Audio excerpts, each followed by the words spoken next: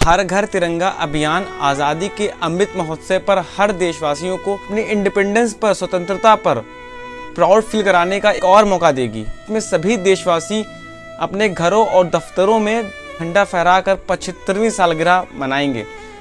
लेकिन झंडा फहराने से जुड़े कुछ नियम, रूल और रेगुलेशन भी हैं। इसके बारे में हमें पता होना बहुत ज़्यादा ज़रूरी है। अगर हमने जाने अनजाने में उन नियमों को तोड़ा तो हमें 3 साल की सज़ा और जुर्माना या दोनों चीज़ें हो सकती हैं।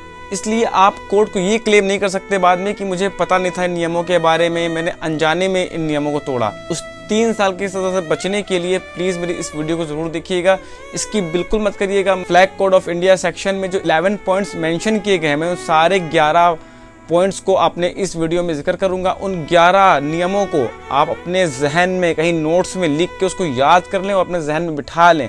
अगर आपने उसमें 11 नियमों में एक भी गलती, एक भी नियम तोड़ा तो आपको 3 साल की सज़ा हो सकती है। सबसे पहले मैं आपको नियमों को बताने से पहले इसकी कुछ हिस्ट्री बताता हूँ कि पहले आम जनता को झंडा फहराने की परमिशन नहीं थी। सन 2002 में the flag code of India में चेंजिंग की गई, जिससे परमिशन दी गई कि आम जनता, एवरी नेटिव झंडा फहरा सकता है, लेकिन सिर्फ दिन के वक्त। लेकिन 20 जुलाई 2022 सेंट्रल गवर्नमेंट ने the flag code of India para 2.2 section 11 में चेंजिंग करते हुए डे नाइट दोनों में झंडा फहराने की परमिशन दे दी है। इसके अलावा अब पॉलिस्टर या मशीन से बने झंडे भी आप फहरा सकते हैं। इससे पहले तक आप सिर्फ हाथ से बुने कपास, ऊन, खादी से बने जो तिरंगे होते थे उन्हीं को फहरा सकते थे। अब आप पॉलिस्टर के झंडे भी फहरा सकते हैं।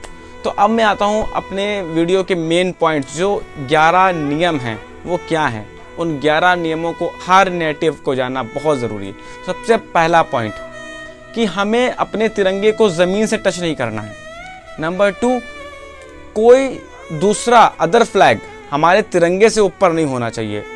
कोई दूसरा झंडा तिरंगे से ऊंचा नहीं होना चाहिए। तीसरा पॉइंट, तिरंगे का यूज़ किसी तरीके की डेकोरेशन, सजावट के लिए नहीं किया जाना चाहिए। नंबर 4, किसी सामान या बिल्डिंग को ढकने के लिए कपड़े की तरह तिरंगे का यूज़ नहीं किया जाना चाहिए। नंबर 5, तिरंगे का आकार आयताकार होना चाहिए और इसकी जो लेंथ और विड्थ हो वो 3:2 हो। नंबर 6, केसरिया रंग हमेशा ऊपर होना चाहिए, वाइट सफ़ेद रंग बीच में होना चाहिए और ग्रीन हरा रंग सबसे नीचे होना चाहिए।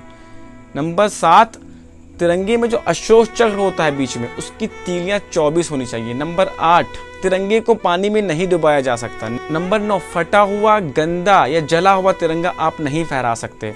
नंबर 10, किसी को सलामी देने के लिए आप झंडे को नहीं झुका सकते। नंबर 11 लास्ट पॉइंट, तिरंगे पर किसी की पेंटिंग, तस्वीर नहीं बना सकते। तो ये 11 पॉइंट्स हैं जिनका हमें बहुत ज़्यादा ख्याल रखना है, ख़ासकर 75वीं सालगिरह पर जिसमें हमें परमिशन दी गई है पूरी तरीके से झंडे फहराने की। तो इन 11 पॉइंट्स को आप अपने जहन में, अपने दिमाग में बैठा लें। इसमें से अगर आपने कोई भी नियम, कोई भी रूल तोड़ा तो आपको 3 साल की सज़ा हो सकती है। इसके अलावा जो लोग कागज़ के बने तिरंगे का यूज़ कर रहे हैं तो उसको खुले में न डालें, उसको आप अकेले में इज्जत के साथ डिकेंटेशन, उसका निस्तारण करें, उसको खुले में बिल्कुल ना फेंकें। तो ये कुछ पॉइंट्स थे। अगर आपने इन 11 नियमों पर और इन सारी बातों पर अमल नहीं किया, जाने अनजाने दोनों में मेंशन कर रहा हूँ मैं, तो आपको 3 साल की सज़ा या जुर्माना या दोनों चीज़ें हो सकती हैं। तो मेरे भाई, कल 15 अगस्त है, इस मौके पर हमसे ऐसी कोई मिसहैंडलिंग ना हो जिससे हमें 3 साल की सज़ा या हमें कुछ प्रॉब्लम्स हो जाएं। कोई तिरंगे का अपमान नहीं करना चाहता, लेकिन हम एजुकेट नहीं होते हैं उसके बारे में और हमसे अनजाने में ऐसी गलतियां हो जाती हैं। तो प्लीज़ आप बाद में कोर्ट में ये क्लेम नहीं कर सकते कि मुझे इन नियमों के बारे में पता नहीं था।